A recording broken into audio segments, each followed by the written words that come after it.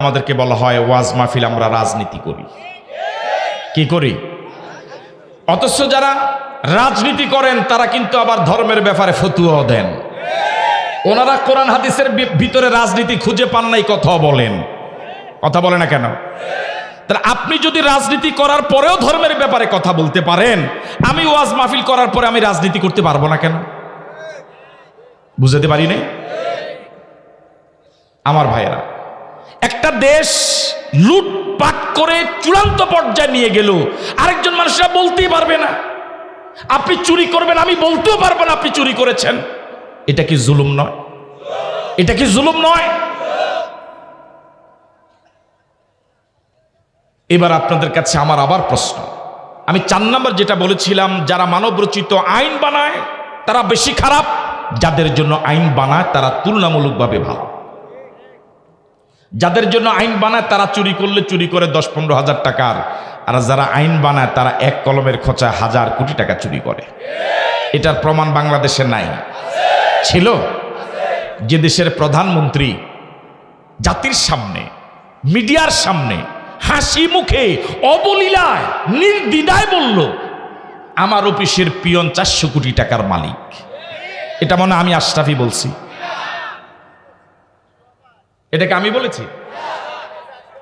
এটা উনি বলে নাই। পরবর্তীতে যার ব্যাপারে বলা হতো তার অ্যাকাউন্টে পাওয়া গেল 625 কোটি টাকা। 625 কোটি বাদ মুরব্বী যা বলে চলে গেলেন, এই মুরব্বীর কথাটা যদি রাখি, মুরব্বী মানুষ দুই একটা কথা না রাখলে কেমন হয়? তবু তো এই লোকটা 100 কোটি টাকার মালিক। যে দেশের একজন প্রধানমন্ত্রীর অফিসের পিয়ন 400 কোটি টাকার মালিক, ও দেশের মন্ত্রী এমপিরা কি পরিমাণ দুর্নীতি করেছে এটা কি একটু কল্পনা করেছে? এবার আপনাদের কাছে আমার প্রশ্ন, এদেশে কোরআনের রাজনীতি, কোরআনের আইনের বিরোধিতা যারা করে, তারা গোটা কোরআনের আইনটাকে জনগণের সামনে ভীতিকর পরিবেশ সৃষ্টি করেছে, ভয়ানকভাবে উপস্থাপন করে। যেমন কোরআনের রাষ্ট্র যদি কায়েম হয়ে যায়, চুরি করলে হাত কেটে দিবে, মহিলারা ঘর থেকে বের হতে পারবে না, এই জাতীয় ভয়ানক ভয়ানক তথ্যগুলো উপস্থাপন করে কোরআনের আইনের ব্যাপারে একটা ভয় ভীতি সৃষ্টি করে এর থেকে মানুষকে দূরে সরাচ্ছে। ঠিক নয় কি? আমার ভাইয়েরা, আমরা ব্যর্থ, আপনাদেরকে ওভাবেই বুঝাতে পারি নাই। কোরআনের আইন যে মানুষের জন্য শুধু মুসলমানদের জন্য নয়, আল্লাহর সূর্যের আলো যেভাবে হিন্দু, বৌদ্ধ, খ্রিস্টান সবার জন্য অবারিত, আল্লাহ পাকের অক্সিজেন যেভাবে সব মানুষের জন্যই, আল্লাহ পাকের এই কোরআনটাও পৃথিবীর সব মানুষের জন্য শান্তির কিতাব। আমরা এটা আপনাদেরকে বুঝাতে ব্যর্থ হয়েছি। একটা দেশের সরকারের দায়িত্ব হলো জনগণের মৌলিক 5টা অধিকার: অন্ন, বস্ত্র, শিক্ষা, চিকিৎসা, বাসস্থান। এই ফ্যানের বাতাসটা আমার ক্ষতি করে, আবার গরমও লাগে, হালকা হাত পা লাগবে। সরকারের দায়িত্ব হলো একটা দেশের জনগণের কয়টা মৌলিক অধিকার? একটু আওয়াজ দিয়ে বলেন, কয়টা? অন্ন, বস্ত্র, শিক্ষা, চিকিৎসা, বাসস্থান।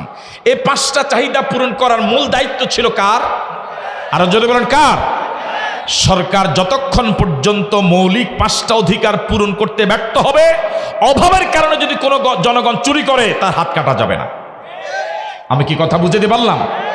এবার আপনাদের কাছে আমার জিজ্ঞাসা, আমার মন বলে এই গ্রাম দেশে টুকটাক যারা চুরি করে সিংহভাগ অভাবের কারণেই করে, কিন্তু হাজার হাজার কোটি টাকা যারা চুরি করলো তারা কি অভাবের কারণে না স্বভাবের কারণে? আরো জোরে বলুন। তাহলে এই স্বভাব ভালো করার জন্য সবচেয়ে ভালো ওষুধ যিনি জানেন তিনি কে? সে আল্লাহ ওষুধ দিয়েছেন। এই স্বভাব ভালো করার ওষুধ হলো কি করে দাও? আরো জোরে বলেন, কি করে দাও? এই আইন কার? এবার বলুন তো দেখি, বাংলাদেশে যদি কোরআনের রাষ্ট্র হয়ে যেত, কোরআনের আইন যদি চালু হতো, তাহলে ডাব, নারকেল, সুপারি যারা চুরি করে তাদের হাত কাটা যেত না? বড় বড় এমপি মন্ত্রী না তাদের হাত কাটা যেত? এবার তারা কোরআনের আইনের বিরোধিতা কেন করে এটা কি বুঝে আসছে আপনাদের? কথা বলে না কেন? তারা কোরআনের আইনের বিরোধিতা কেন করে এটা কি আর বুঝানো লাগবে? যদি বাংলাদেশ কোরআন দিয়ে চলতো, এদেশের সিংহভাগ মন্ত্রী, এমপি, বড় নেতা, ছোট নেতা, মেজো নেতা, সেজো নেতা, পাতি নেতা একটারও হাত থাকতো না। এখন তো মাহফিলে এসে হাত নাড়িয়ে নাড়িয়ে লম্বা লম্বা কথা বলে, তখন কথা বলা যেত না, হাতি তো নাই। ঠিক নয় কি? আমরা কি চাই আমাদের দেশটা আল্লাহর কোরআন দিয়ে চলুক? কারা কারা চাই দু হাত তুলে দেখায়।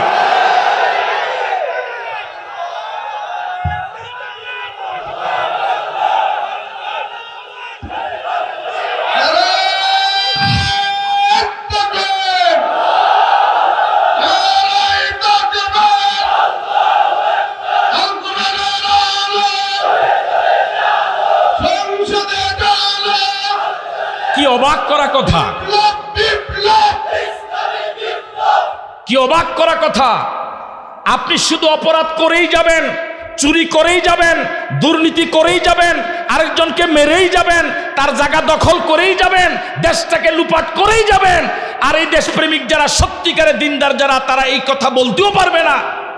এটা কথা হলো?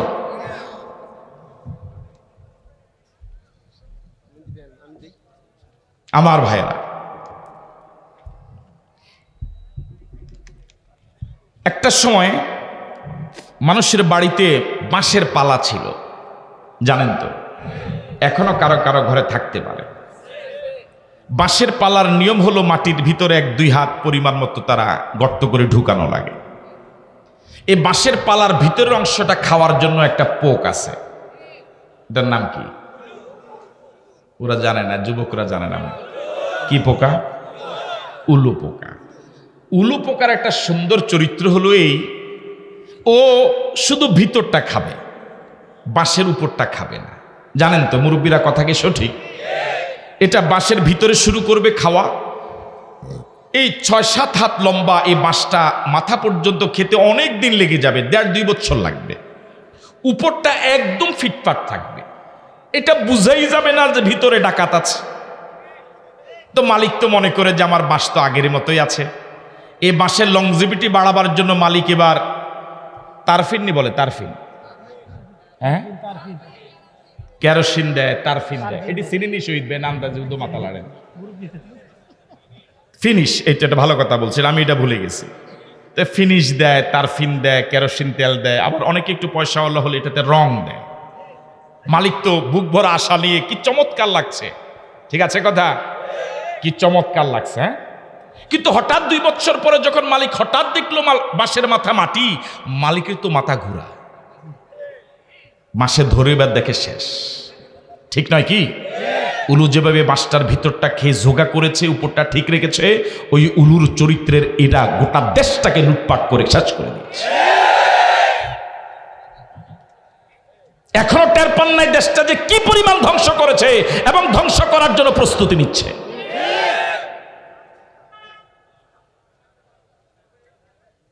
এরকম দুর্নীতির মহাসাগরে দেশটা ডুবন্ত অবস্থায়ও 2 জন মন্ত্রী ছিল, 1 টাকা দুর্নীতি করে নাই। জানেন আপনারা? 2 জন মন্ত্রী ছিল এরকম দুর্নীতির ভিতরে ডুবে থাকা অবস্থায়। 2টা মন্ত্রণালয়, 3টা মন্ত্রণালয় চালিয়েছিল, 2 জন 1 টাকা দুর্নীতি করে নাই। দেশ তাদের গলায় ফুলের মালা দিয়ে বরণ করা দরকার ছিল, ফুলের মালা দেয়নি। যে দেশে গুণীজনের সম্মান হয় না, কদর নাই, ও দেশে গুণীজন জন্মায় না, ও দেশে গুণীজন জন্মায় না। যে দেশে ভালো মানুষের কদর নাই, যে যত বড় সন্ত্রাসী তার কদর তত বেশি, যে যত বড় বাটপার তার কদর তত বেশি, ওই দেশে গুণীজন জন্মায় না।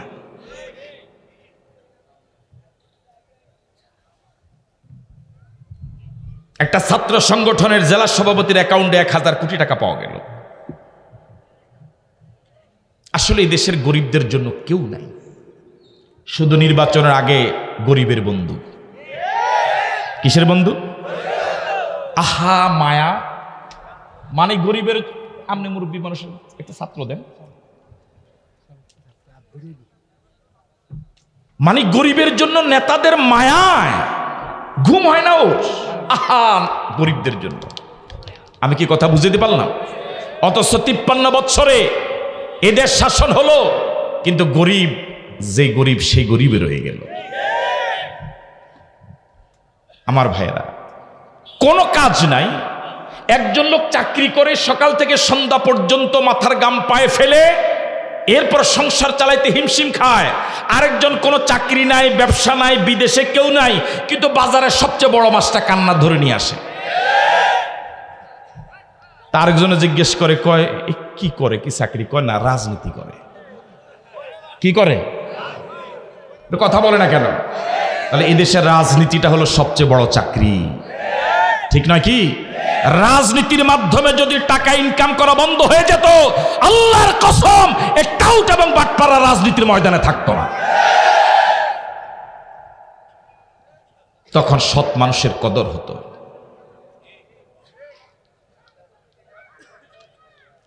এদেশের খেটে খাওয়া মানুষ, এ নিরীহ মানুষ কত কষ্ট করে সংসার চালায়, নিজে মারাত্মক অসুস্থ, ডাক্তার দেখাতে পারে না, নিজের ছেলে মেয়ে লেখাপড়ার টাকার জোগান দিতে পারে না, নিজে একটু ভালো মন্দ খেতে পারে না, নিজের স্ত্রীকে বিয়ে করেছে বহু বছর আগে, পর্যন্ত স্ত্রীর চাহিদা অনুযায়ী একটা ভালো শাড়ি দিতে পারল না। ছেলে মেয়েরা কত আবদার করে, দে বাবা একটা জামা দিও, বাবা পারে। ছেলে মেয়েরা কত আবদার করে, বাবা একটু গরুর গোশত কিনে এনো। লক্ষ লক্ষ মানুষ পারে না পুরা বৎসরে, দিন রাত পরিশ্রম করে সংসারে হাল ধরতে পারে না। কত কষ্ট করে সংসার চালায় দেশের গরিবেরা, অসহায় মানুষেরা, নিরীহ মানুষেরা একটু ভাগ্য পরিবর্তন করার জন্য। কিন্তু এই দেশের লুটেরা, টাউট এবং বাটপারেরা এই গরিবদের রক্ত ঘামানো, রক্ত ঝরা এই সম্পদকে লুট করে, টেন্ডারবাজি করে, সিন্ডিকেটের মাধ্যমে সব লুটপাট করে নিয়ে যায়। এরা যদি দেশের বন্ধু হয় তাহলে দেশের শত্রু হবে আর কারা?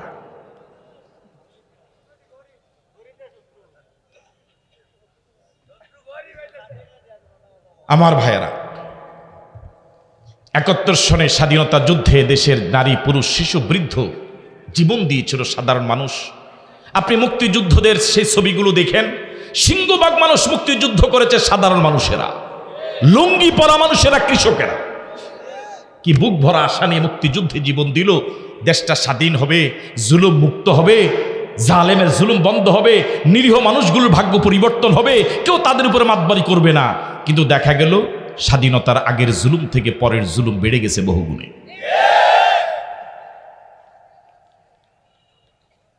বিগত ৫৩ বৎসর দেশ কি কোরআন দিয়ে চলেছে? কথা বলুন, কোরআন দিয়ে চলেছে না কোরআন বিরোধী আইন দিয়ে চলেছে? এভাবে যদি এই বিগত ৫৩ বৎসর যে আইন দিয়ে চলেছে, এভাবে যদি আসান্ন ৫৩ বৎসর চলে, পরিবর্তন হবে বলে মনে হয়? তাহলে যদি পরিবর্তন চান, যেভাবে শুরুতে হাত তুলেছিলেন, যদি এই সিদ্ধান্তে এখন অটল থাকেন, তাহলে সিদ্ধান্ত নিতে হবে মানবরচিত কোনো মতবাদ নয়, কোনো তন্ত্র নয়, মন্ত্র নয়, মানবরচিত কোনো মতবাদ দিয়ে আর বাংলাদেশ চলবে না। বাংলাদেশ চলতে হবে আল্লাহর আইন দিয়ে। সবাই রাজি?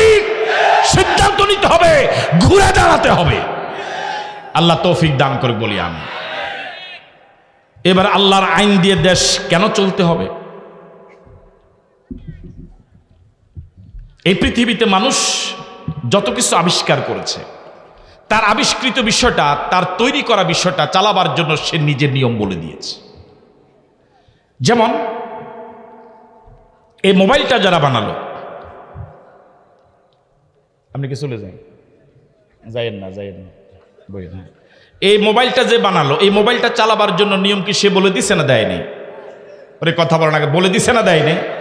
আপনি যদি একটা ওয়াশিং মেশিন কিনেন, এটা কিভাবে চালাবেন এর জন্য কি একটা ক্যাটালগ দেয় না?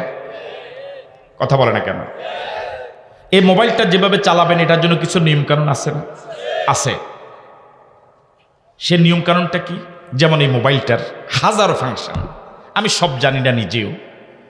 আমি শুধু জানি মোবাইলটা কল রিসিভ করতে আর কল করতে। এটা বিশ্বাস করেন আর না করেন আমি জানি না, আমি একটা মেসেজও লিখতে জানি না। এই মোবাইল কোম্পানি বা মোবাইল যারা বানালো তারা নিয়ম বলে দিল এই গ্লাসে টাচ করা লাগবে যদি কল রিসিভ করতে হয়। কথা কি সঠিক? আপনারা তো এইভাবে চালান নাকি এর ব্যতিক্রম চালান? এখন আমি আপনাদেরকে বললাম যে ২০ বছর পর্যন্ত শুধু ওদের এক কথাই মানছেন, শুধু সামনে গ্লাসে টাচ করছেন, এখন থেকে আর সামনে নয়, কল আসলে পরে পিছনে টাচ করবেন। কি হইতো না? ওনারা যে বলে না, আমার এই কথা কি মানবেন? মানবে তো, অনেকে অন্ধভক্ত আছে। আমার এই কথাটা মানবেন? আমি কি বলেছি, সামনে টাচ করতে না পিছনে টাচ করতে? আমার এই কথাটাকে মানবেন আপনারা? যদি মানেন এটা কি রিসিভ হবে? আচ্ছা, আমার কথা তো মানবেনই না, আমাকে কি সুস্থ বলবেন না অসুস্থ বলবেন? কি বলবেন? হ্যাঁ, কি বলবেন? আধা না পুরা? দেখছেন কয় ঠিক আছে, সামনাসামনি শরম লাগে না এটা? কি বলবেন? কেন? আমি কি কথা বুঝে দিয়ে বললাম আপনাদেরকে? আচ্ছা, আমি যে বললাম পিছনে টাচ করেন, এটা কি কবিরা গুনাহ বলেছি? এটা কি সগীরা গুনাহ? এটা বলার কারণে কি আমাকে 1 ঘন্টা জাহান্নামে জ্বলা লাগবে? আমার আপনার স্রষ্টাকে আরো জোরে বলুন। আল্লাহ রাব্বুল আলামিন আমাকে আপনাকে সৃষ্টি করেছেন 1 ফোঁটা পানি থেকে, যে পানির পৃথিবীর কোনো মার্কেটে 4 পয়সার দাম নাই, ফ্রি দিলেও কেউ নিবে না। নারী পুরুষের দেহ থেকে বের হলে গোসল ওয়াজিব হয়ে যায়। তিনি আমাদের মালিক। এই 1 ফোঁটা পানিকে কি মায়া করে তিনি ধীরে ধীরে বড় করে করে করে আমাকে আপনাকে মাথার তালু থেকে পায়ের তালু পর্যন্ত কোটি কোটি টাকার সম্পদ দিয়ে সৃষ্টির সেরা জীব আশরাফুল মাখলুকাত করে দুনিয়াতে আনলেন। আল্লাহু আকবার। যখন 1 ফোঁটা পানি ছিলাম, পৃথিবীর কেউ আমার অস্তিত্ব জানতো না, আমার নাম জানতো না। এরপরে 40 দিন পরে মালিক আপন কুদরতে এটাকে রক্তের টুকরা বানালেন। মালিক ইচ্ছে করলে আমি আপনি যখন মায়ের গর্ভে 40 দিন বয়স রক্তের টুকরার আকারে, তখন মালিক ইচ্ছে করলে আমাকে আপনাকে মায়ের গর্ভ থেকে খালাস করে দিতে পারতেন। এই ক্ষমতাকে মালিকের ছিল। তখন আমার আপনার জায়গা হয়ে যেত টয়লেট। আমার আপনার বয়স যখন 80 দিন বা আরো কিছু কম বেশ, তখন মালিক একটা গোশতের টুকরা বানালেন, একটা ছোট্ট বডি বানালেন, পুতুল বানালেন, হাড় দিলেন, জয়েন্ট দিলেন, চামড়া দিলেন, চোখ দিলেন, কিডনি দিলেন, মেমোরি দিলেন, হার্ট দিলেন। মালিক ইচ্ছে করলে যখন গোশতের টুকরা তখনও খালাস করে দিতে পারতেন। আমি আপনি যখন মায়ের গর্ভে গোশতের টুকরা, যখন রক্তের টুকরা, চরম অবহেলিত, কেউ আমার খবর নেয় নাই। আমার দল আমাকে চিনত না। দলের কাছে আমার কদর বেড়েছে যখন দলের নেতার কথায় অন্যের অফিস দখল করার উপযোগী হয়েছে। দলের কাছে আমার পরিচয়, আমার কদর বেড়েছে যখন দলের নামে চাঁদাবাজি করা শুরু করেছি। দলের কাছে আমার কদর বেড়েছে যখন দিনের ভোট রাতে নেওয়ার জন্য আমাকে একা দায়িত্ব পালন করা লাগছে। ঠিক নয় কি? আমি যখন মায়ের গর্ভে রক্তের টুকরার আকারে, পৃথিবীর কেউ আমার খবর জানতো না, তখন আমার পীর আমার খবর নেয় নাই। আমার পীর আমার খবর জানতো না। পীরের কাছে আমার কদর বেড়েছে যখন পীরের বাড়িতে বছরে একবার গরু পাঠানোর উপযোগী হয়েছি। কথা বলে না কেন? যখন পীরের বাড়িতে ছাগল দেওয়ার উপযোগী হয়েছি। আমি যখন মায়ের গর্ভে, তখন আমার বক্তার আমার খবর নেয় নাই। বক্তা আশরাফি কাছে আমার কদর যখন আশরাফিকে আমি দাওয়াত দিয়া মোটঙ্কের হাদিয়া দেওয়ার উপযোগী হয়েছি। ঠিক নয় কি? যখন আমার কেউ খবর নেয় নাই, আমার দল যখন আমার খবর নেয় নাই, আমার পীর যখন আমার খবর নেয় নাই, আমার বক্তা যখন আমার খবর নেয় নাই, তখনও যিনি আমাকে ভুলে যান নাই তিনি আর কেউ নন, তিনি হলেন আল্লাহ। আওয়াজ দিয়ে বলুন তো আল্লাহ। আরো জোরে বলুন আল্লাহ। আরেকবার বলুন আল্লাহ। এবার বলুন তো দেখি, 1 ফোঁটা পানি থেকে দুনিয়াতে মানুষ হিসেবে আসার পিছনে 16 আনা অবদান কার? পীরের অবদান কয় পার্সেন্ট? অর্ধেক জবাব কমে গেছে। কয় পার্সেন্ট? দলের অবদান কয় পার্সেন্ট? আশরাফির অবদান কয় পার্সেন্ট? 16 আনা অবদান কার? যে আল্লাহ রাব্বুল আলামিন 1 ফোঁটা পানি থেকে তিল তিল করে পরিপূর্ণ মানুষ বানিয়ে মাথার তালু থেকে পায়ের তালু পর্যন্ত কোটি কোটি টাকার সম্পদ দিয়া শ্রেষ্ঠ জীব আশরাফুল মাখলুকাত মানুষ করে দুনিয়াতে পাঠালেন। ওই আল্লাহ আমার দুনিয়াতে আসার পর আমার অর্থনীতি, সমাজনীতি, রাজনীতি, ব্যবসা নীতি, চাকরি নীতি, বন্দি নীতি, সন্ধি নীতি, চুক্তি নীতি, আমার এই বিষয়গুলো নিয়ে তিনি কোনো কথা বলেন নাই, সব ছেড়ে দিছে দলের হাতে। হ্যাঁ, এই আল্লাহকে দুনিয়াতে আসার পর কিভাবে আমার অর্থনীতি চলবে, শিক্ষানীতি চলবে, পরিবার নীতি চলবে, রাজনীতি চলবে, ব্যবসা নীতি চলবে, শিক্ষানীতি, বন্দিনীতি, চুক্তিনীতি, পররাষ্ট্রনীতি, স্বরাষ্ট্রনীতি, আমার এই গোটা অবয়বে যা লাগবে, এই ব্যাপারে আল্লাহ কি কোনো কথা বলে নাই? আল্লাহ শুধু সৃষ্টি করে এমনি ছেড়ে দিছে নেতাদের হাতে, যে নেতারা যেমনে চালায়, যেই মিছিলও যাইতে কয় তুই এই মিছিলও যাইস। বিষয়টা কি এরকম? আল্লাহ রাব্বুল আলামিন বলেন, ফাইম্মা ইয়াতিয়ান্নাকুম মিন্নি হুদান ফামান তাবিআ হুদায়া ফালা খাউফুন আলাইহিম ওয়ালা হুম ইয়াহজানুন। এর আগে আরেকটা কথা জিজ্ঞেস করি, আপনার নাম কি? আব্দুর রহমান ভাই, যুব দলের উপজেলা সেক্রেটারি, কনভেনার। উনি, ওনার কিছু কর্মী আছে না, আমরা যদি উদাহরণ দিলে বা স্যারা কালো জীবনী কোনো কালোকের না, তো ওনার কিছু কর্মী আছে, উনি কিন্তু ওনার কর্মীদেরকে অবজার্ভ করে, তে কি আমার কত পার্সেন্ট অনুগত, আমার কথা কমার ঠিক মতো মানে কিনা, ঠিক নয় কি? ওনার একজন কর্মী যদি মাঝে মাঝে আগে ঘন ঘন আসতো, এখন আশা কমাই দিছে, উনি কি একটু চিন্তাত পড়ে যাবে না? হাসা কইসিনি কনসে দিন চিন্তাত পড়বে কিনা? তে না জানি হেই গ্রুপও গেছে গা, কথা কয় না কা, না জানিতে আরেকজনের লাগাই দিব, তার ব্যাপারে একটু খবর নিস। এ এখনো জানে নাই যে ও ওই গ্রুপে গেছে, এরপরে মনে একটা কি থাকবে? যদি তথ্য পায় যে গত সপ্তাহের সাপ্তাহিক ওই বৈঠকে আসরে পরে তাকে ওখানে দেখছি, উপায় নাই, ঠিক নয় কি? পীরদের যারা মুরিদ, যারা খলিফা, পীরেরা কিন্তু খেয়াল রাখে যে প্রতি বছর সে আসে, ও গরু দেয়, ও ছাগল দেয়, ও মোষ দেয়, ও বইস দেয়। হ্যাঁ, হঠাৎ শহীদ ভাই গত বছর আমার মোষ দিছে, এবার তে নাই, পীর সাহেব কিন্তু চিন্তাত পড়ে যাবে, কি রে ঘটনা কি, বসতে গেল কই, কথা কয় না কা, ঠিক কিনা? আমারে গত বছর দাওয়াত দিছে, এতে গেল কই, সফিলা গেছে গা, ওই লাগাই দিয়ে গেছে গা। সফিলা গত বছর দাওয়াত দিছে, এর আগের বছর দাওয়াত দিছে, আগামী বছর যদি দাওয়াত না দেয়, কি রে ওয়াজ কি খারাপ হইল নি কোনো? হ্যাঁ, দাওয়াতটা দিল না কা, এটা চিন্তা ডুববো নি নাকি ডুবতে? আমার ভাইয়েরা, আপনি আপনার দলীয় কর্মী সব সময় ধরে রাখার জন্য সব সময় তৎপর থাকেন, মুরিদ মাহফিল সব সময় আপনি তাকে বুঝ দিয়ে রাখেন, নীতিমালা সব কিছু দিয়ে রাখেন।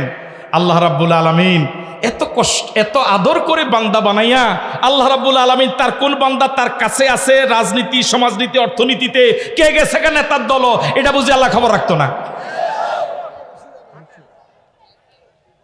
আপনি মনে করছেন আপনার দল যেরকম ইসলামটা এরকম না?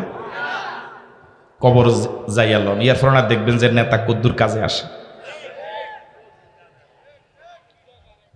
আল্লাহ রাব্বুল আলামিন বলেন, ফাইম্মা ইয়াতিয়ান্নাকুম মিন্নি হুদান ফামান তাবিআ হুদায়া ফালা খাউফুন আলাইহিম ওয়ালা হুম ইয়াহজানুন। বান্দা, আমি তোমাকে সৃষ্টি করে খালি ময়দানে ছেড়ে দেই নাই, আমার পক্ষ থেকে একটা হুদা যাবে, ফামান তাবিআ হুদায়া, আমার পক্ষ থেকে একটা নীতিমালা যাবে, গাইডলাইন যাবে, একটা বই যাবে, একটা হুদা যাবে, একটা সংবিধান যাবে। ফামান তাবিআ হুদায়া, আমার সে নীতিমালা যে ব্যক্তি পরিবার সমাজ রাষ্ট্র মেনে চলবে, ফালা খাউফুন আলাইহিম ওয়ালা হুম ইয়াহজানুন, তার দুনিয়াতে কোনো চিন্তা নাই, পরকালে কোনো ভয় নাই। এই কথা কার? আল্লাহর। এই কথাটা কত পার্সেন্ট সত্য, কত আনা সঠিক? আল্লাহ রাব্বুল আলামিন বলেন, ওয়ামান নাসদাকু মিনাল্লাহি কিলা ওয়ামান নাসদাকু মিনাল্লাহি হাদিসা। আল্লাহ থেকে অধিক সত্যবাদী আর কে হতে পারে? হতে পারে যে সংবিধান আল্লাহ পাক পাঠালেন, ওই সংবিধানের নাম কি? আরো জোরে বলেন, সংবিধানের নাম। এই কোরআনটা শুরু হয়েছে বা দিয়া, প্রথম অক্ষর হলো বা, শেষ অক্ষর হলো সিন, বা যোগ সিন, বাস। তার মানে বান্দা, দুনিয়ার জীবনে যা প্রয়োজন, আখিরাতের জন্য যা প্রয়োজন, আর কারো কাছে যাওয়া লাগবে না। এই কোরআন হলো বাস, তোমার জন্য যথেষ্ট। আমি কি কথা বুঝতে পারলাম? তাহলে এই কোরআনে রাজনীতি নাই, কথা কয় না কেন? এখন আমাকে শহীদ ভাই যে কয় কোরআনের মধ্যে রাজনীতি নাই, ফ্রিডম দরকার না? এখন এই শহীদ ভাই কি কয়, কোরআনে কি নাই? এ কি কোরআন পড়ছে? হ্যাঁ, আল্লাহ রাব্বুল আলামিন বললেন, এই কোরআন পাঠালাম, এই কোরআন তোমার জন্য এনাফ, যথেষ্ট, কাফি। এই কোরআন শরীফের প্রথম সূরা হলো বাকারা, প্রথম সূরা হলো ফাতিহা মানে ভূমিকা, এরপরে প্রথম সূরা হলো বাকারা। বাকারা মানে গরু, গাভী, পশু। প্রশ্ন হতে পারে, পৃথিবীর শ্রেষ্ঠ কিতাব, সর্বশেষ কিতাব, আল্লাহ শুরু করলেন গরুর সূরা দিয়া, তার কারণ কি? আল্লাহ বুঝালেন, বান্দা, এই কোরআন যার ভিতরে নাই সে গরু। যত বড় পয়সাওয়ালা বাকলাই লাইব কবর। হ্যাঁ, বাকলা নিয়ে কথাটা বাংলা বুঝছি নি আমরা? হ্যাঁ, এটা আমরা কয়ে দেন জোরে। কি করিব মাতবাড়ি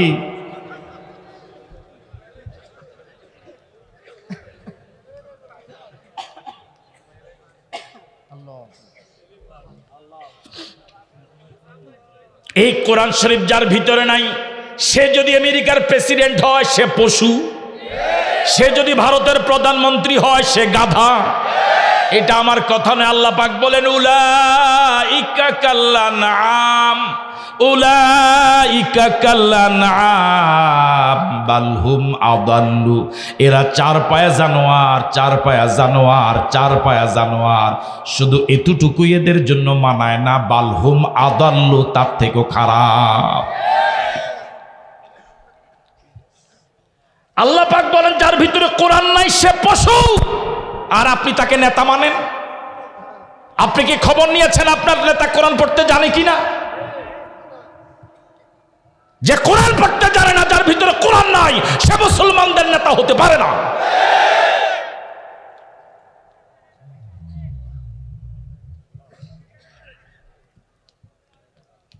প্রথম সূরা হলো বাকারা মানে পশু, শেষ সূরা হলো নাস, নাস মানে মানুষ। আল্লাহ বুঝালেন বান্দা এই কোরআন শরীফে পশু হয়ে ঢুকো, তোমার ভিতরে যত পশু চরিত্র আছে এই কোরআন শরীফ তোমার পশু চরিত্রগুলোকে বিদূরিত করে এই কোরআন মজিদ তোমাকে শ্রেষ্ঠ মানুষ করে বের করে দিবে।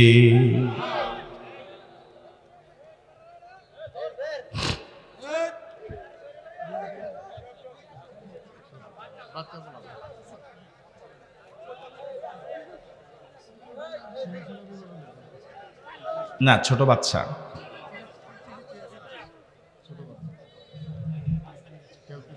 হ্যাঁ যে দেশ থেকে বড় ইবলিস পালাইলো ওই দেশে বুঝি রাইবে।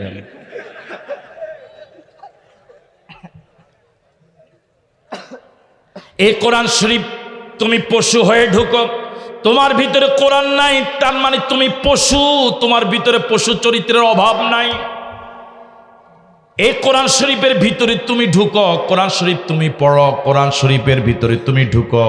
এই কোরআন শরীফ তোমার পশু চরিত্রগুলোকে মাটির সাথে মিশায়া তোমাকে আবু বকর বানায়া দিবে।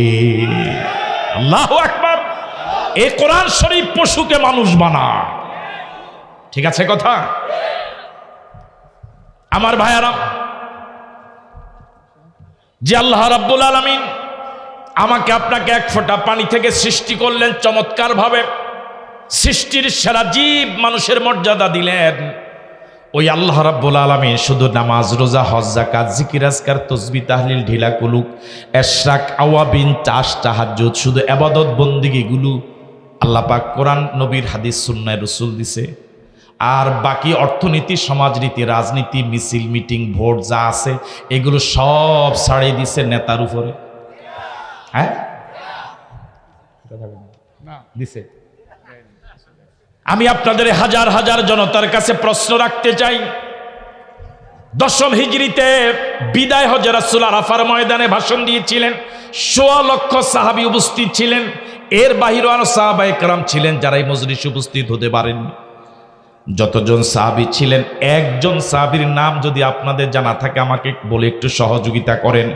যে সাহাবী ইবাদত বন্দেগীর ক্ষেত্রে নামাজ, রোজা, হজ, যাকাত সহ ইবাদত বন্দেগীর ক্ষেত্রে ইমাম মানতেন মুহাম্মদুর রাসূলুল্লাহকে, আর রাজনীতি, সমাজনীতি, অর্থনীতির ক্ষেত্রে নেতা মানতেন আবু জেহেলকে, এরকম একজন সাহাবীর নামও কি খুঁজে পাওয়া যাবে? এবার আওয়াজ দিয়ে বলুন তো, সাহাবায়ে কেরাম ইবাদতের ক্ষেত্রে ইমাম মানতেন কাকে? মুহাম্মাদুর। আবার জোরে বলেন, আবার জিজ্ঞেস করি, আওয়াজ দিয়ে বলুন, সাহাবায়ে কেরাম ইবাদতের ক্ষেত্রে, বন্দেগীর ক্ষেত্রে নেতৃত্ব মানতেন কার? আর রাজনীতির ক্ষেত্রে, রাষ্ট্রের ক্ষেত্রে নেতৃত্ব মানতেন কার? সাহাবায়ে কেরাম রিদওয়ানুল্লাহি তাআলা আলাইহিমের রাজনীতির যিনি নেতা ছিলেন, ধর্মেরও তিনি নেতা ছিলেন। কথা বলেন ঠিক নয় কি? এখন আবুল হাশেম, আরে সফিউল্লাহ হাশিমি, তোমার বাগন হচ্ছে আর কি উদাহরণটা এইমার দিছে। হে ধর্মের ক্ষেত্রে নেতৃত্ব মানে মসজিদের হুজুরের, আর রাজনীতির ক্ষেত্রে নেতা মানে যে নামাজি পড়ে না তার। একটা উদাহরণ দিলাম, এরকম মুসলমান সমাজে আছে না নাই? কম না বেশি? আরো জোরে বলেন, কম না বেশি? তাহলে সাহাবায়ে কেরামের চরিত্রের সাথে মিল আছে না নাই?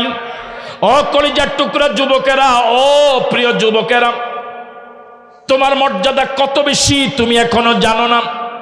তুমি এমন মিছিলে কেন যাবা যে মিছিলে গেলে আল্লাহু আকবার বলা যায় না? যে মিছিলে আল্লাহু আকবার স্লোগান কর্মসূচিতে নাই, ওই মিছিল মুসলমানদের হতে পারে না। আমি নামাজ শুরু করি আল্লাহু আকবার বলে, রুকুতে যেতে আল্লাহু আকবার, সেজদা যেতে আল্লাহু আকবার, সেজদা থেকে মাথা উঠাতে আল্লাহু আকবার। এক রাকাত নামাজে অসংখ্যবার আমার আল্লাহর নাম নেওয়া লাগে, 5 বেলা নামাজে অসংখ্যবার আমার আল্লাহর নাম নিতে হয়।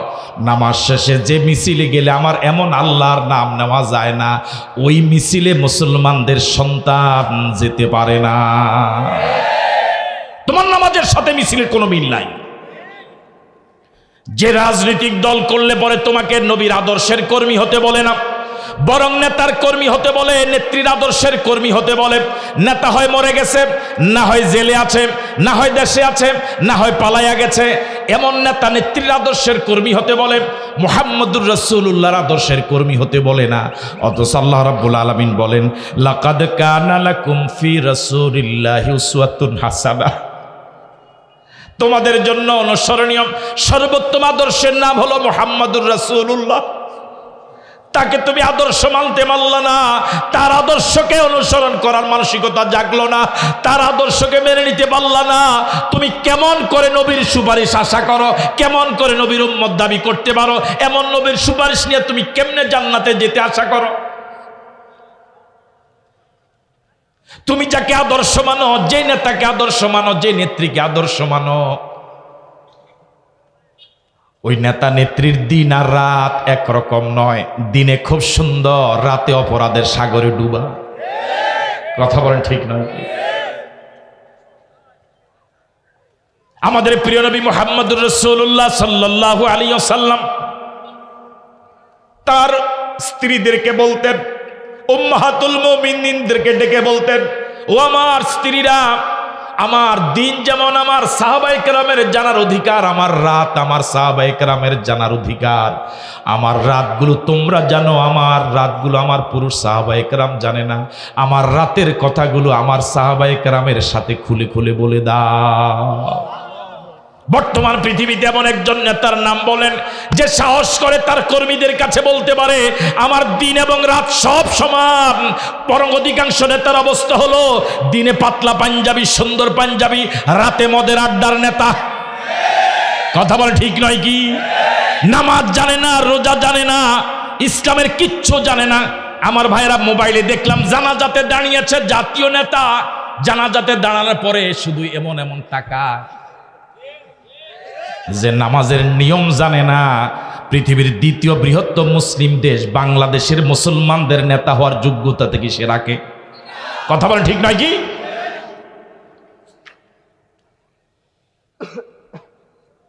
লাকাদ কানা লাকুম ফি রাসূলিল্লাহি উসওয়াতুন হাসানাহ, তিনি তো আমাদের আদর্শ, তিনি তো শ্রেষ্ঠ নবী।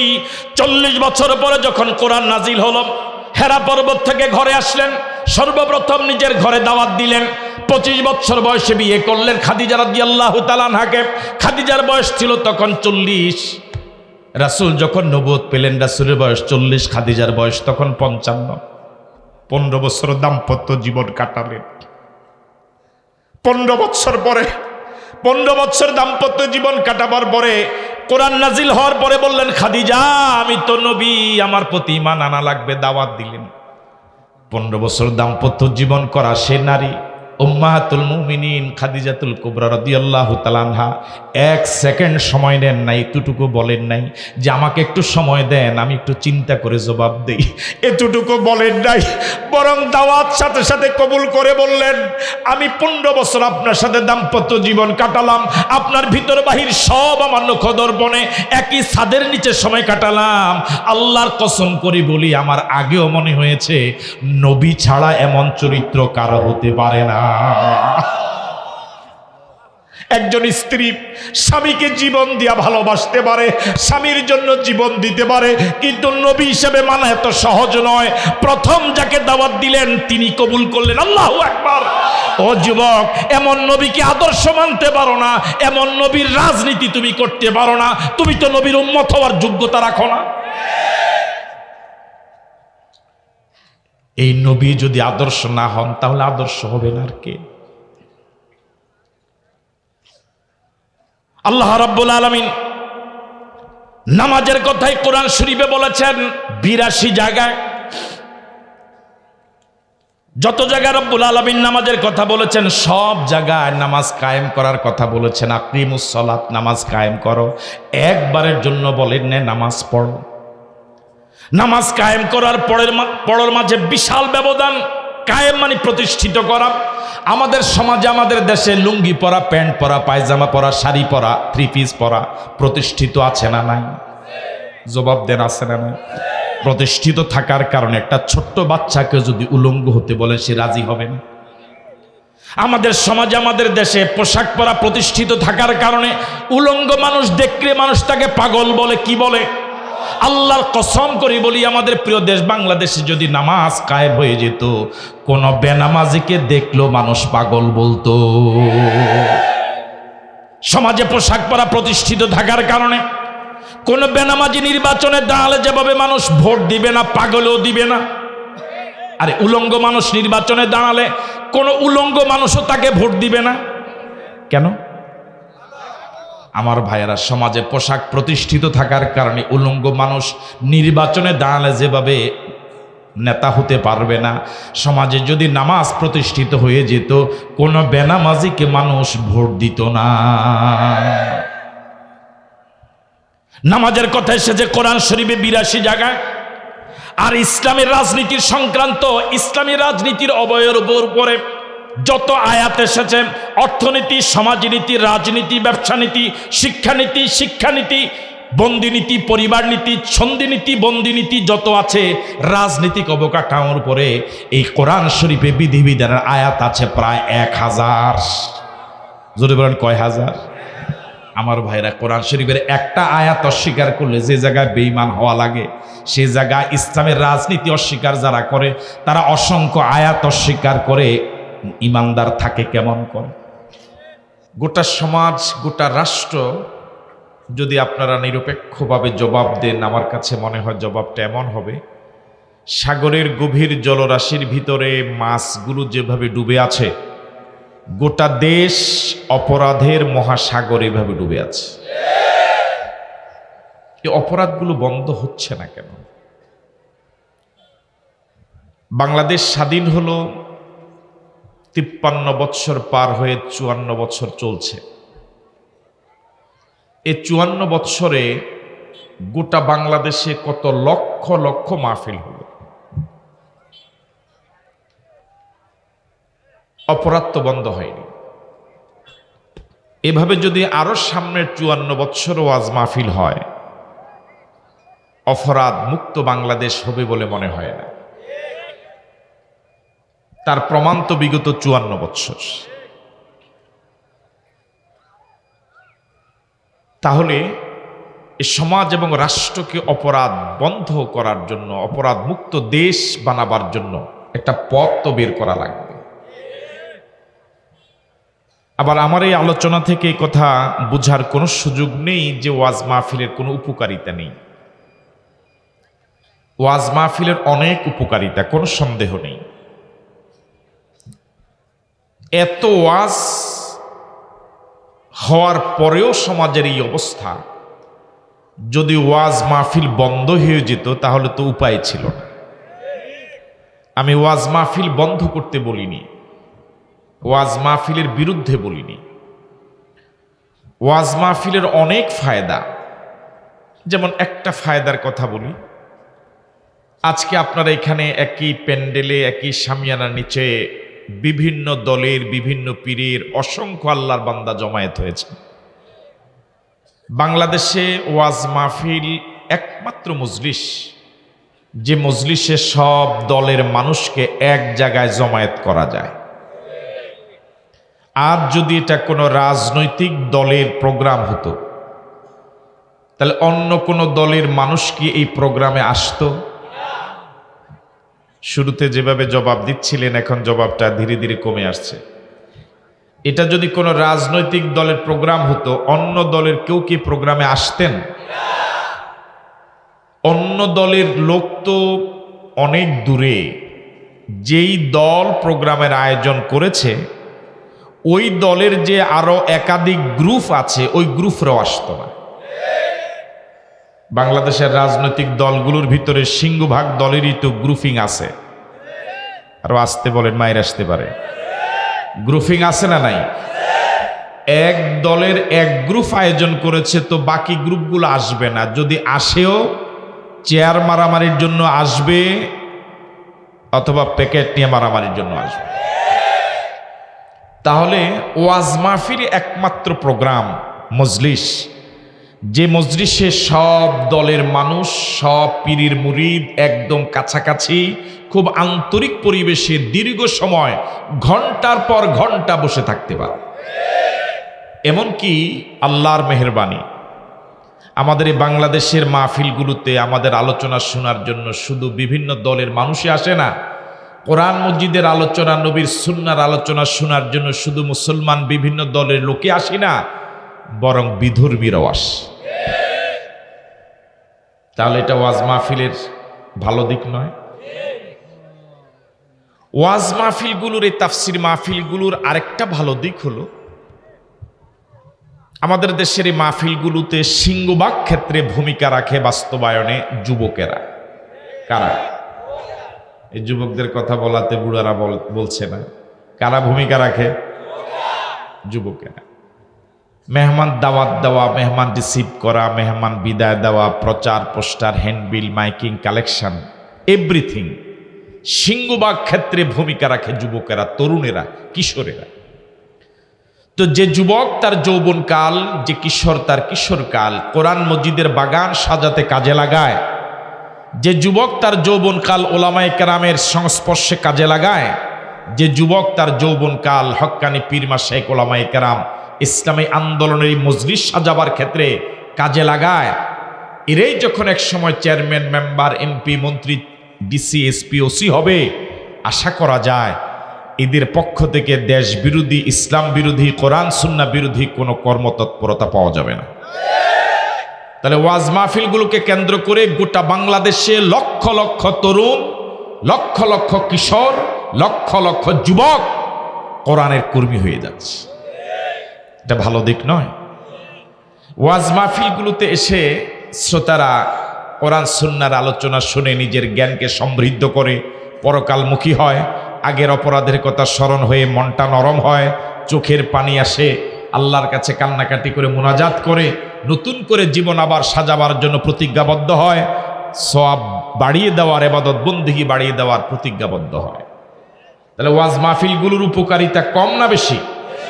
আওয়াজ তো বেশি হয় নাই, কম না বেশি? আমি যেগুলো বললাম শুধু এগুলোই না, আরও আছে। কিন্তু আমার প্রশ্ন হলো, এত ওয়াজ মাহফিল হওয়ার পরেও সমাজ এবং রাষ্ট্র অপরাধ মুক্ত হতে পারছে না, ঠিক নয় কি? আমরা আজকে সংক্ষিপ্ত পরিসরে এমন একটা পথ বের করার চেষ্টা করব, যে পথে হাঁটলে পরে সমাজ এবং রাষ্ট্রটা অপরাধ মুক্ত হবে। এর আগে আপনাদের কাছ থেকে স্বীকৃতি নেওয়া দরকার। আমরা কি চাই আমাদের প্রিয় জন্মভূমি বাংলাদেশটা অপরাধ মুক্ত হোক, চাঁদাবাজ মুক্ত হোক, সন্ত্রাস মুক্ত হোক? সবাই চাই? কারা কারা চাই না হাত তোলেন তো দেখি।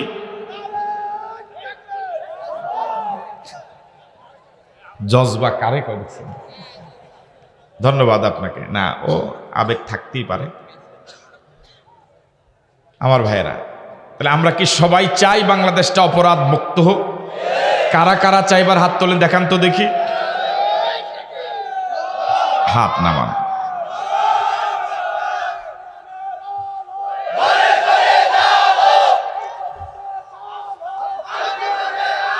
জি, আমাকে একটু সময় দেন।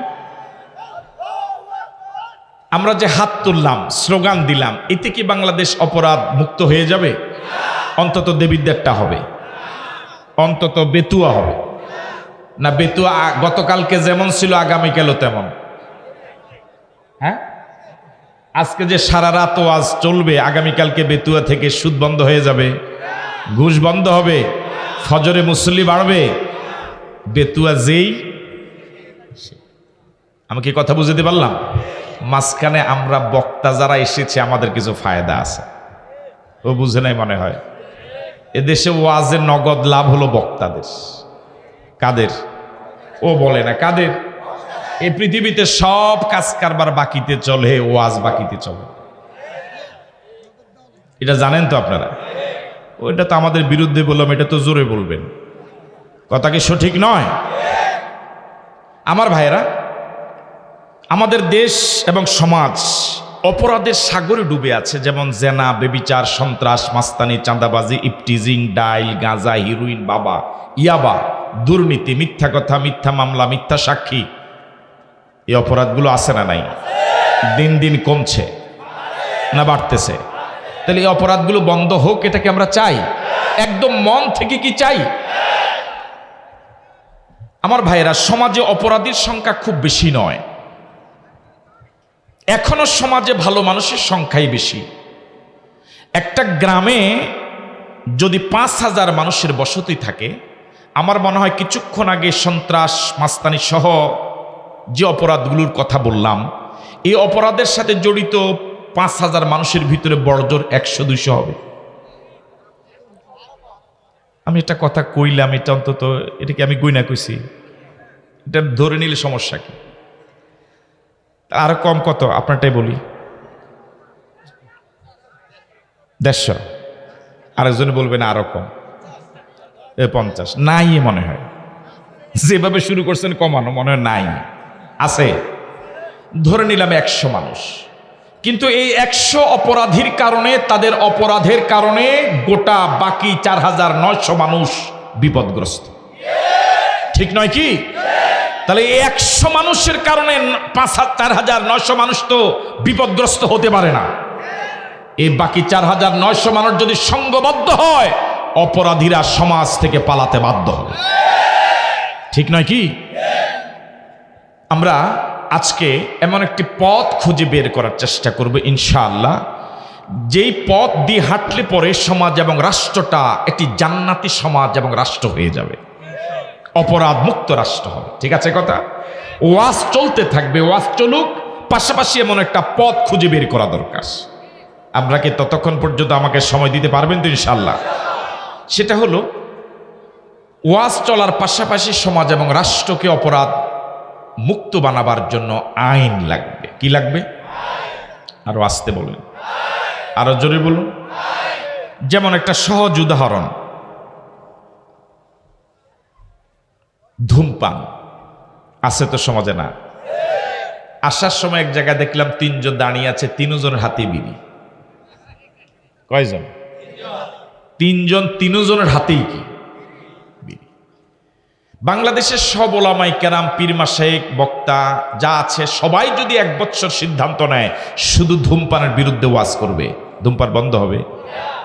বরং নতুন করে আবার কেউ কেউ খাওয়া শুরু করবে, যে সব হুজুর যেহেতু এটার বিরুদ্ধে লাগছে, এটা একটু খাইয়ে দেখি কি জিনিস, মজা কি জিনিস। কিন্তু সরকার যদি আইন করে, ধূমপান রত অবস্থায় পেলে ৫০,০০০ টাকা জরিমানা, ১০ বছর জেল, এবং এই আইনটা যদি শুধু কাগজে কলমে না থেকে আইনটা যদি কার্যকর হয়, বাস্তবায়ন হয়, ধূমপান বন্ধ হতে কয়শো বছর লাগবে? বাকিরা বলেন না কেন, কয় বছর লাগবে বন্ধ হবে? তাহলে ওয়াজ গেল কই? ওয়াজের জায়গা তো ওয়াজ, বিড়ির জায়গা বিড়ি। তাহলে অপরাধ বন্ধ করার জন্য কি লাগবে? আরো জোরে বলুন, কি লাগবে? আমাদের প্রিয় নবী থেকে কি শ্রেষ্ঠ ওয়াইজ পৃথিবীতে কেউ ছিলেন? আল্লাহু আকবার। আমরা তো আলোচনা করি, কোরআনের ময়দানে কথা বলি টাকার বিনিময়ে, টাকা ছাড়া আমরা যাই না, কম দিল নেই না। প্রিয় নবী কোরআনের দাওয়াত নিয়ে তো গিয়েছিলেন হাটে বাজারে, পথে প্রান্তরে, শহরে বন্দরে, অলিতে গলিতে। রাসূল বিনিময়ে হাদিয়া পাননি, পেয়েছিলেন পাথরের আঘাত, ঠিক নয় কি? রাসূল মক্কায় ১৩ বছর বিরতিহীনভাবে কোরআনের দাওয়াত দিয়েছেন। বাইতুল্লাহর ভিতরে, আল্লাহর ঘরের ভিতরে 360টা মূর্তি ছিল। 13 বছর ওয়াজের ফলে একটা মূর্তিও সরানো যায়নি। আবু জেহেলের নাম শুনেছেন? ওনারা শুনেনি মনে হয়। ভালো মানুষ না খারাপ মানুষ? যারা জবাব দেয় তাদের আত্মীয় লাগে মনে হয়। আবু জেহেল রাসূলের ওয়াজ শুনেছে 13 বছর। কত বছর? ভালো হইছে? আবু জেহেল মরে গেছে বহু আগে, তার নাতিফুতি কিন্তু এখনো দেশে আছে। যে আবু জেহেল আমাদের প্রিয় নবীর, শ্রেষ্ঠ নবীর, সর্বশেষ নবী, তামাম জগতের নবীর ওয়াজ শুনলো 13 বছর, ভালো হলো না, চরিত্র ভালো হলো না, ওই আবু জেহেলের মুরিদদের, ওই আবু জেহেলের কর্মীদের, ওই আবু জেহেলের আদর্শের লোকদের কোন হুজুরের ওয়াজ আপনি ভালো করবেন? আমি কি কথা বুঝতে পারলাম আপনাদের? তাহলে সমাজ এবং রাষ্ট্রকে অপরাধ মুক্ত বানাবার জন্য কি লাগবে? জোরে বলুন, কি লাগবে? আইন 2 প্রকার। আজকে একটু নিরামিষ নিরামিষ লাগে না? ওনারা আসছে একটু সুর দিয়ে আওয়াজ শোনার জন্য, এই জন্য মনে হয় যে কে নিরামিষ নিরামিষ মনে হয়, এরকম শোনা যাবে তো ইনশাল্লাহ। কি লাগবে? এ তো ভুলে গেছে। কি লাগবে? আইন কয় প্রকার? আরো জোরে বলুন, বলুন। আল্লাহর আইন, মানুষের আইন। আবার বলুন, কি লাগবে? আইন কয় প্রকার? 1, 2। আমরা মানুষের বানানো আইন বলতে বুঝালাম আল্লাহ বিরোধী আইন। আল্লাহ বলে একরকম, ওরা বলে, আল্লাহ বলে সুদ হারাম, আমগো রাষ্ট্ররা কি বলে? সুদ হালাল। আল্লাহ পাক বলেছেন জেনা হারাম, সরকার বলে জেনার লাইসেন্স। সরকার জেনার লাইসেন্স দেওয়া মানে তো সরকারের কাছে জেনা কি? কথা বলে না কেন? তাহলে আল্লাহ বলে একরকম, যারা রাষ্ট্র চালায়, আইন করে, তারা বলে। আমি আইন, মানুষের আইন বলতে এটা বুঝালাম, ঠিক আছে কথা? এবার বলুন তো আইন কয় প্রকার? আরো আসতে বলুন। 1, 2। এবার বলুন তো দেখি, সমাজ এবং রাষ্ট্রকে অপরাধ মুক্ত বানাবার জন্য মানুষের আইন দিয়ে কি সম্ভব? তাও তো বলে না। একে সরান এখান থেকে, একে এখান থেকে সরান। এই প্রত্যেক মাহফিলে কি ডিস্টার্ব করে? একে এখান থেকে সরান।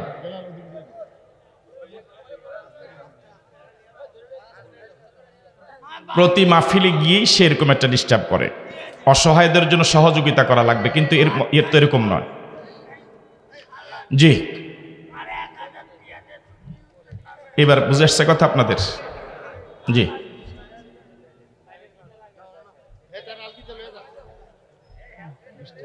জি, সম্মানিত দিনী ভাইয়েরা, মানুষের বানানো আইন দিয়ে, কোরআন সুন্নাহ বিরোধী মানুষের আইন দিয়ে সমাজ এবং রাষ্ট্রকে কি অপরাধ মুক্ত বানানো যাবে? জোরে বলুন, যাবে? এটার জ্বলন্ত প্রমাণ এবং উদাহরণ গোটা পৃথিবী এখন মানব রচিত আইন দিয়ে যে দেশগুলো চলছে, ওই দেশগুলো অপরাধের সাগরে ডুবে আছে, অপরাধ বন্ধ করতে পারেনি। তাহলে মানুষের বানানো আইন দিয়ে যে সমাজ এবং রাষ্ট্রকে অপরাধ মুক্ত বানানো যাবে না, তার উদাহরণ কি আমাদের কাছে আছে? পুরান একদম নতুন, পুরান উদাহরণ একদম তাজা উদাহরণ। 2, মানুষের জন্য মানুষের আইন বানাবার অধিকারই নাই। মনোযোগ আছে আপনাদের? মানুষের জন্য মানুষের আইন বানাবার অধিকার নাই। কেন নাই? যারা আইন বানায় তারাও গোলাম, যাদের জন্য বানায় তারাও গোলাম। আবার বলুন, যাদের জন্য আইন বানায় তারা কি? যারা বানায় দোনো ফাটি কার গোলাম? তো কোন গোলাম কি কোন গোলামের জন্য আইন বানাতে পারে? আরো জোরে বলেন, পারে? গোলামদের জন্য আইন বানাবার অধিকার কার? আরো জোরে বলুন। তাহলে বর্তমান পৃথিবীতে কোরআন সুন্নাহ বিরোধী, আল্লাহ বিরোধী আইন যারা বানায়, তারা আল্লাহর অধিকারে হস্তক্ষেপ করে, ঠিক নয় কি? 3 নাম্বার, এই পৃথিবীতে একটা গরুর আইন মানে না, একটা গাধার আইন মানে না, একটা কুকুরের আইন মানে না, একটা ছাগলের আইন মানে না। আশরাফুল মাখলুকাত মানুষ, সৃষ্টির সেরা জীব মানুষ, আল্লাহর আইন বাদ দিয়ে, রাসূলের আইন বাদ দিয়ে মানুষের মতবাদ, মানুষের বানানো আইনের সামনে মাথা নত করা, ও আইন মেনে চলা, এটা মানুষের জন্য ইজ্জতের না বেইজ্জতির? সবাই বলুন, এটা মানবতার জন্য স্বাধীনতা না পরাধীনতা? বর্তমান পৃথিবীতে যারা মানব রচিত আইন বানায়, জনগণকে শাসন করে, তারা গোটা পৃথিবীর মানুষকে বেইজ্জত করছে, তারা গোটা পৃথিবীর মানবতাকে পরাধীন করে রেখেছে। 4, যারা কোরআন সুন্নাহ বিরোধী আইন দিয়ে সমাজ এবং রাষ্ট্র চালায়, বিগত দিনে চালিয়েছে, এখনো চালাচ্ছে, ভবিষ্যতে চালাবে, সিংহভাগ ক্ষেত্রে তারা বেশি খারাপ।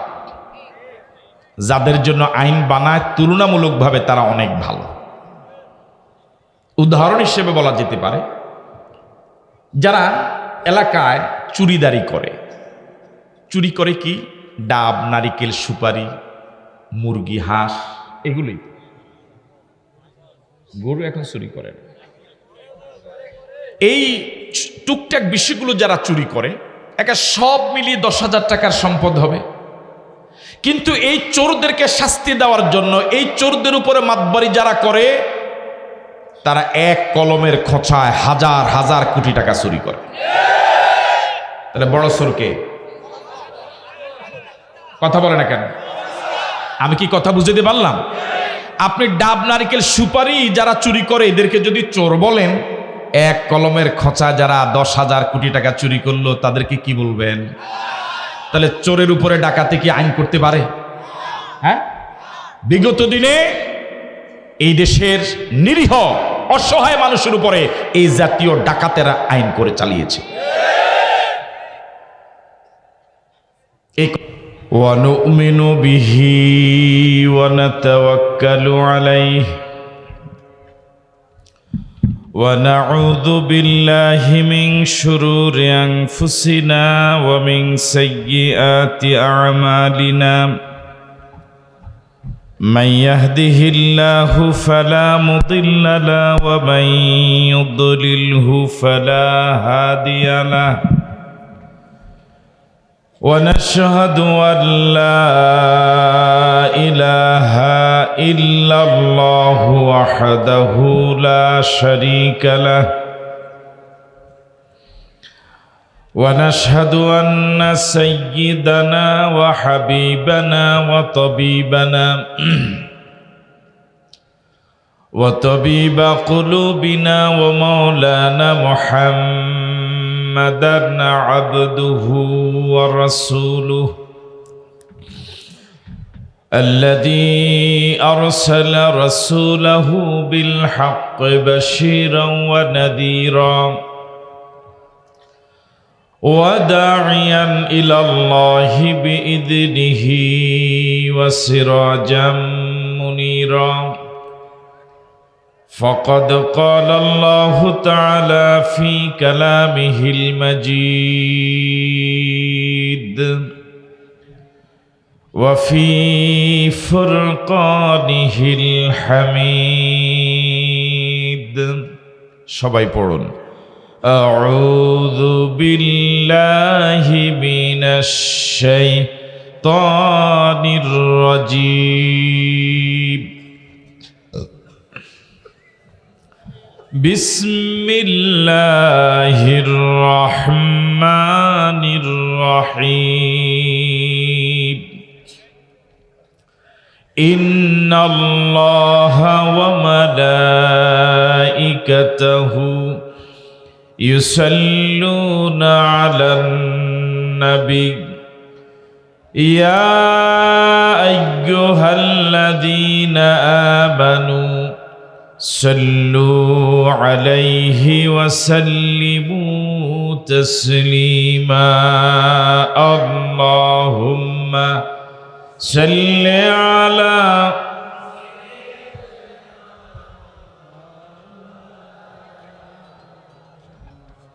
وعلى آل سيدنا প্রাণ খুলে মুহাব্বতের সাথে আল্লাহুম্মা সাল্লি আলা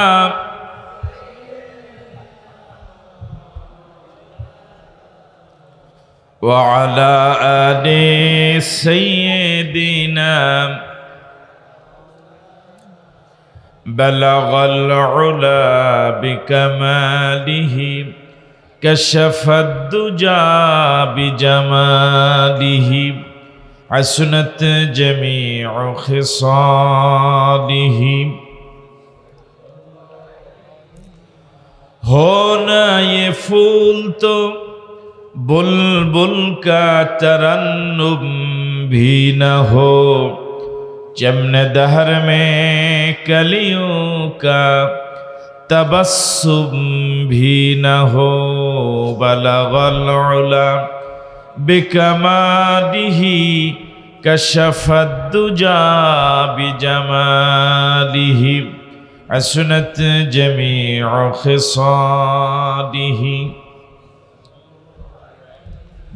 نسیم جانب بطحا گزر کن جہ عالم محمد را خبر کن بلغ العلا بکمالہ کشف الدجا بجمالہ حسنت جمیع خصالہ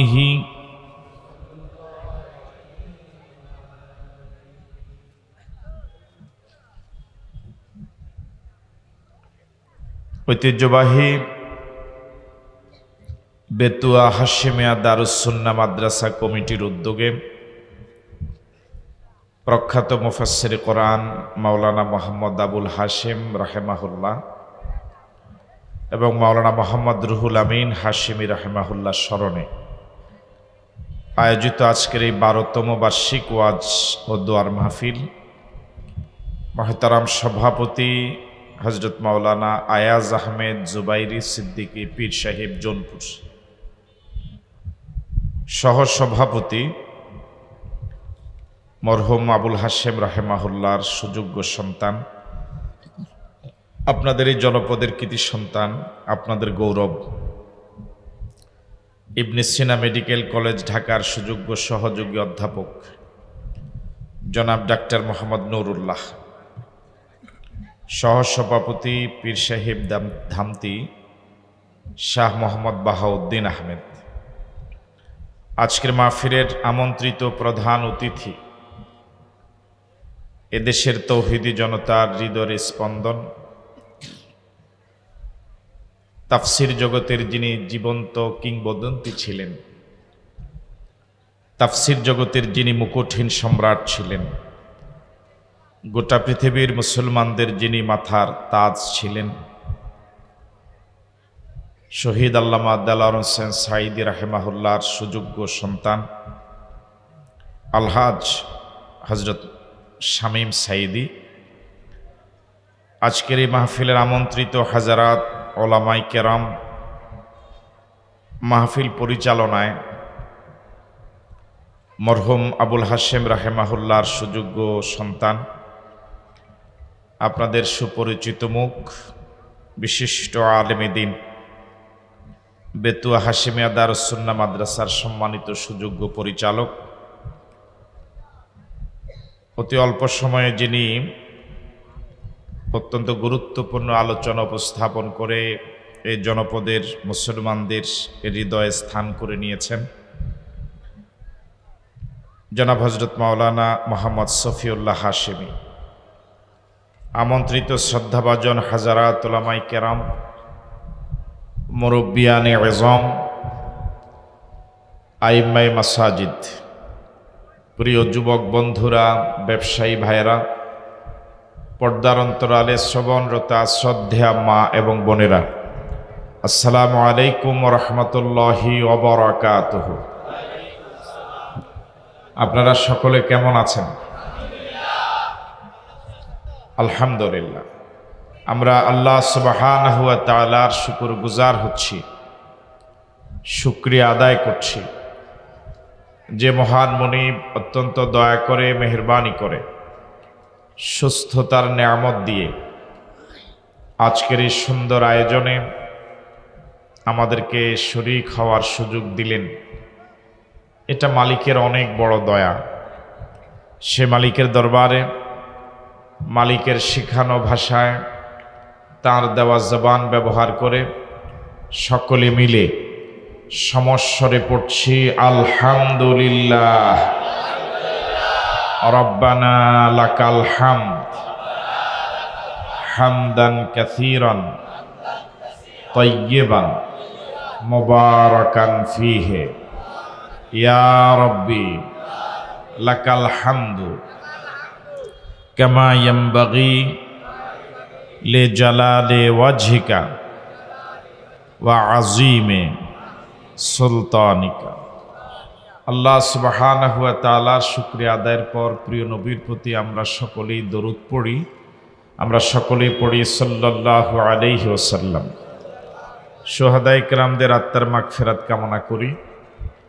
আপনাদের এই বেতুয়ার জমিনে আল্লাহর যত বান্দা যত বান্দি যারা পরিমাণ ঈমান নিয়ে অন্ধকার কবর চলে গেলেন, মরহুম আবুল হাশেম এবং মরহুম রুহুল আমিন হাশেমি সহ যারাই এই জমিনে অন্ধকার কবর চলে গেলেন, ফরিয়াদ করছি মালিক তুমি তাদের সবাইকে মাফ করে দাও, তাদের কবরগুলোকে জান্নাতের বাগান বানিয়ে দাও।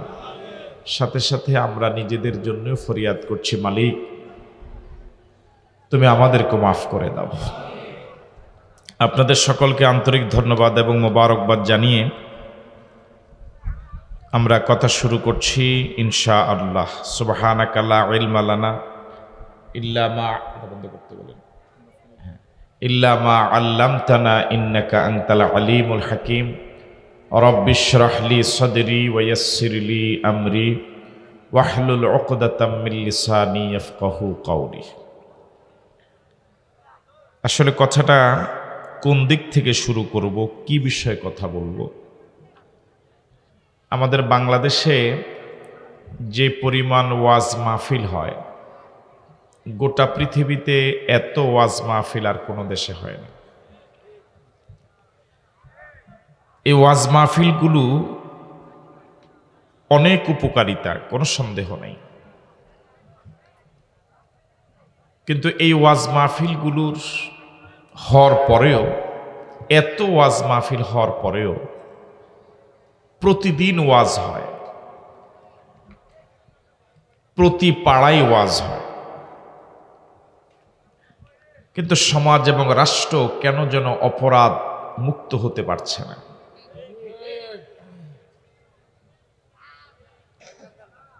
আমি কি কথা বুঝতে পারলাম? আল্লাহ আমাদের সকলকে কোরআনের সহি বুঝ দান করুক। আরো জোরে সরে বলি আমি। আমার আলোচনা দীর্ঘায়িত না করে আমি আপনাদেরকে সমাপনীতে যে কথাটা বলতে চাই, ওয়াজ চলমান রেখে এই সমাজ এবং রাষ্ট্রটাকে অপরাধ মুক্ত বানাবার জন্য মানুষের আইন নয়, আইন লাগবে কার? আরো জোরে বলেন, আইন লাগবে কার? আসুন আমরা সে আল্লাহর আইন কায়েমের জন্য সচেষ্ট হই। প্রত্যেকে নিজ নিজ পরিবারে, নিজ সমাজে, নিজ পাড়ায়, নিজ উদ্যোগে ভূমিকা নেই, কোরআনের রাষ্ট্র কায়েম করার জন্য ভূমিকা নেই। আল্লাহ সেই তৌফিক দান করুক।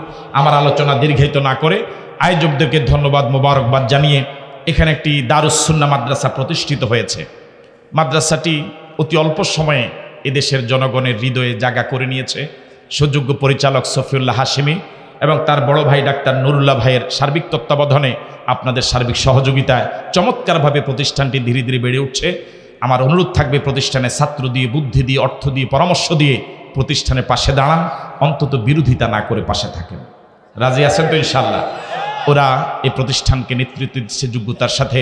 আল্লাহ রাব্বুল আলামিন এই প্রতিষ্ঠানকে এলাকার হেদায়েতের নাজাতের উসিলা করে দেখ বলি আমিন। ওমা তৌফিক ইল্লা বিল্লাহ। আসসালামু আলাইকুম ওয়া রাহমাতুল্লাহি ওয়া বারাকাতুহু। যে আপনারা কেউ না ওঠার জন্য অনুরোধ করছি। আজকের প্রধান আলোচক আমি নিজেই বলছি, আলহাজ শামীম সাঈদী ভাই ইনশাআল্লাহ এখনই স্টেজে আসছেন, তার গুরুত্বপূর্ণ আলোচনা শুনে বিদায় হবেন। ও এরপরও তো মেহমান রয়েছেন, আর আবুল কালাম বাশার ভাই আছেন, ধারাবাহিকভাবে আলোচনা চলবে, বাশার ভাই আসবেন। আপনারা সহযোগিতা চাচ্ছি। আসসালামু আলাইকুম রহমতুল্লাহ।